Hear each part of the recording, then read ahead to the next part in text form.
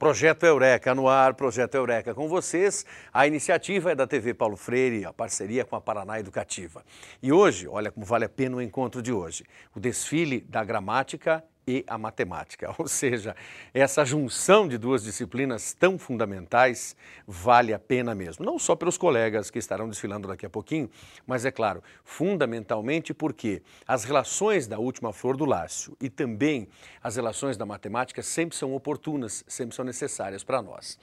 Um detalhe curioso que temos é observar exatamente como as competências e as habilidades sobre as quais temos falado, aliás, desde semana passada, melhor dizendo, desde o último programa, com toda a ênfase, é que valem a pena ser vistas nos aspectos da matemática e, é claro, na última flor do Lácio. A língua portuguesa, há muito, já não contempla questões isoladas da gramática, ou seja, o gramatiquês, abrindo e fechando aspas, deixou de existir.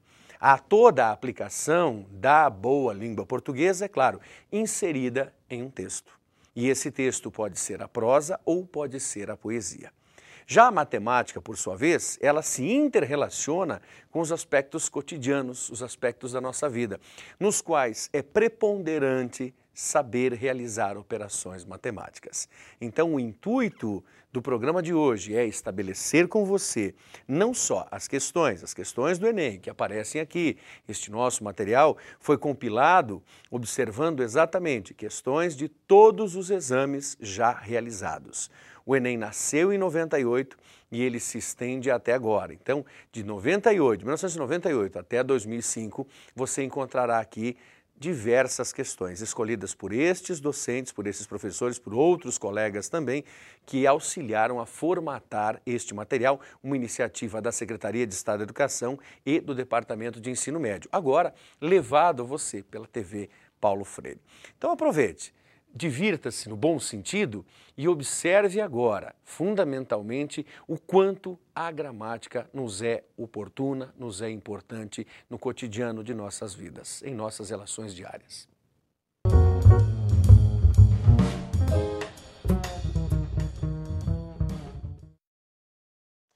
Oi, meu nome é Ieso, eu sou professor de língua portuguesa e no Eureka de hoje nós vamos estudar um pouco daquilo que caracteriza as questões de língua portuguesa na prova do Exame Nacional do Ensino Médio, o Enem, que você vai fazer daqui a algumas semanas.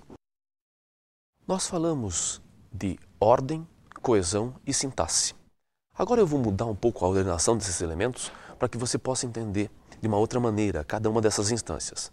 Portanto, vamos falar de sintaxe, coesão e ordem. A sintaxe seria, na verdade, o conjunto de regras que regem as combinações entre os elementos de uma língua. Então, a combinação entre os elementos de uma frase, a combinação entre os enunciados, as possibilidades e as não possibilidades dentro de uma língua. A sintaxe, na verdade, seria, fazendo uma metáfora, alguma coisa como as regras de um jogo. Imagine os vários jogos que você conhece: futebol, basquete, baralho, palitinho, damas, xadrez. Ora, cada jogo tem uma regra, cada regra tem a sua progressão própria. Assim é também com as línguas. Cada língua tem a sua sintaxe, portanto, cada língua tem as suas possibilidades de combinação. Dentro dessas possibilidades de combinação, nós temos a chamada coesão. O que seria a coesão? Coesão é um conjunto de fatores, de mecanismos, de instrumentos que fazem fluir, que fazem funcionar bem justamente essas regras de combinação. Veja, pense um pouco na metáfora do futebol. Se você tiver um esquema tático 4-2-4,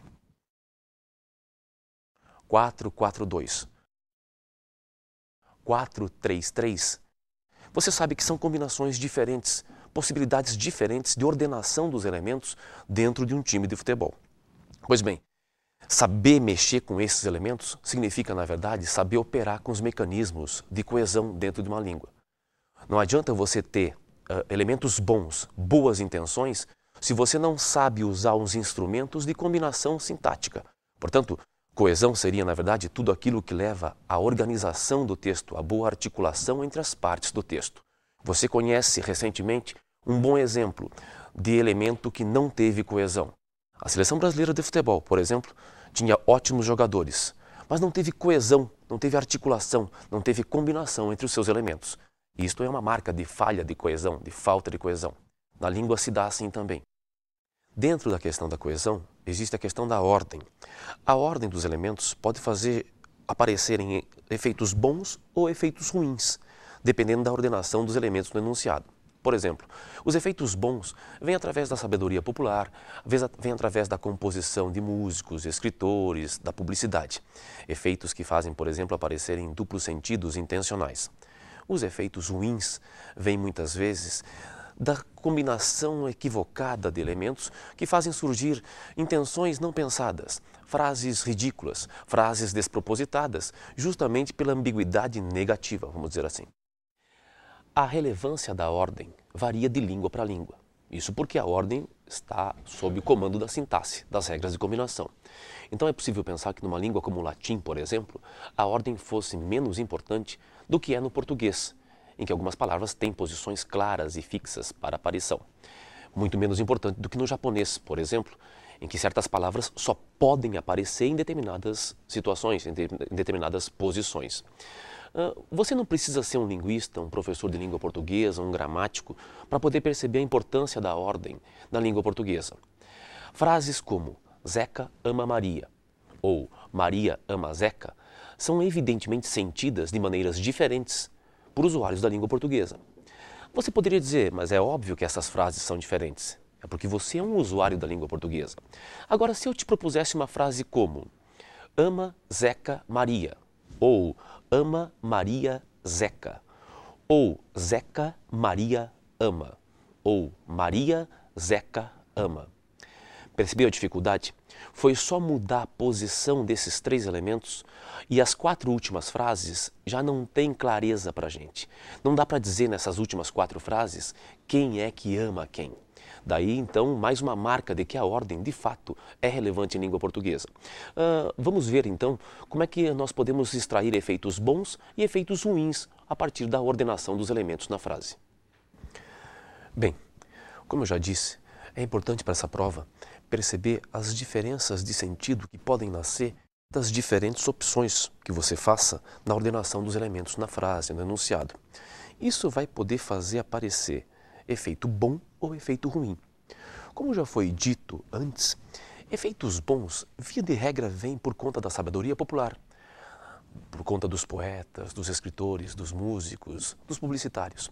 Efeitos bons são aqueles em que você tem um duplo sentido muitas vezes, ou sentidos diferentes, propositais.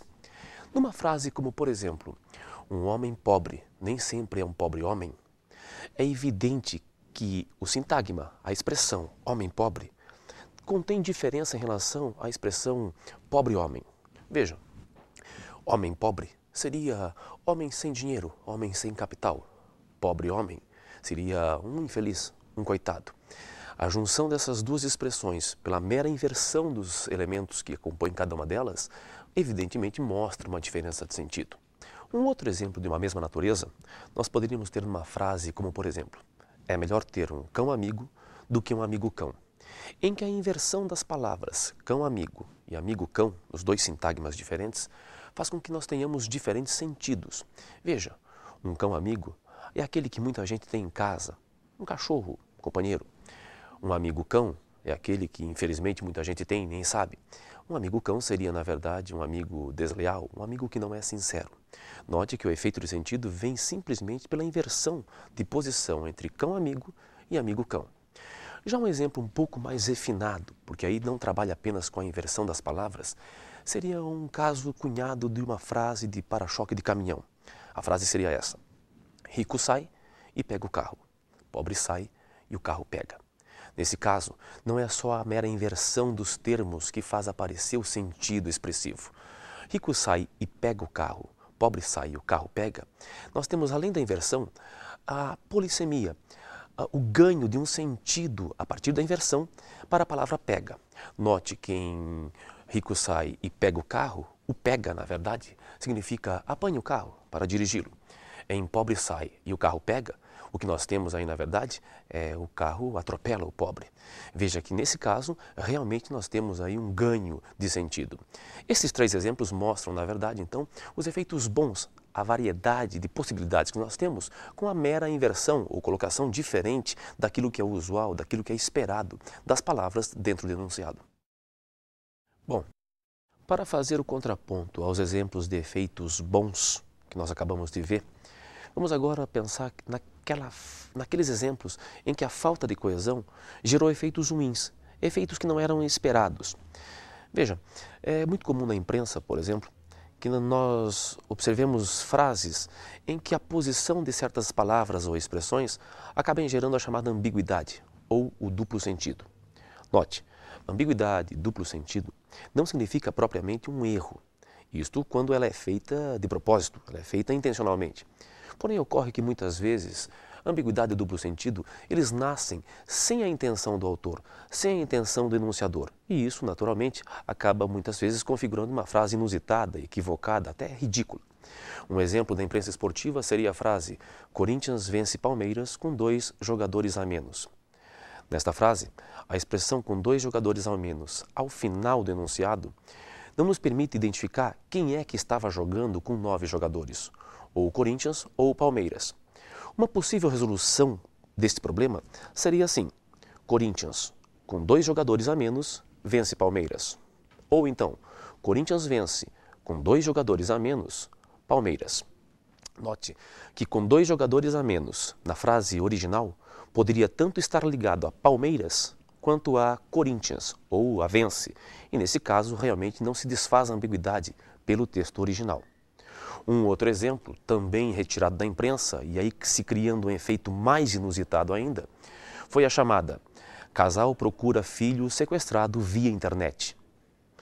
Via internet, na posição em que se encontra neste enunciado, não nos permite saber, evidentemente pelo conhecimento de mundo sim, que o casal estava procurando o filho por meio da internet.